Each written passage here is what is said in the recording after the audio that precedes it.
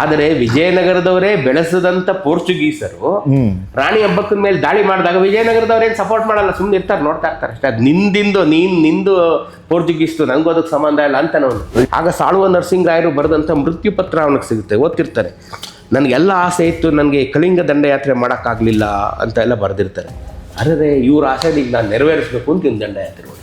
ವಿಜಯನಗರದ ಅರಸರು ಕೆಳಗೆ ಒಂದು 200 ಜನ ಸಾಮಂತರು ಇದ್ರು. 200 ಜನ ಸಾಮಂತರೇ ಆಳ್ತಾ ಇದ್ದಿದ್ದು. ನಾನು ಯಾವಾಗಲೂ ವಿಜಯನಗರಕ್ಕೆ ಏನು ಹೇಳ್ತೀನಿ ಅಂತಂದ್ರೆ, like United States of America ಅಂತ ಹೇಳ್ತೀವಲ್ಲ, ಹಂಗೆ it is United States of Vijayanagara. ಎಲ್ಲ ಕಡೆ ಸಂಪತ್ತಿರೋದ್ರಿಂದಲ್ಲ ಒಂದ್ ಕಡೆ ಕ್ರೋಢೀಕರಣ ಮಾಡೋದಕ್ಕೆ ನೋಡ್ತಿರ್ತಾರೆ.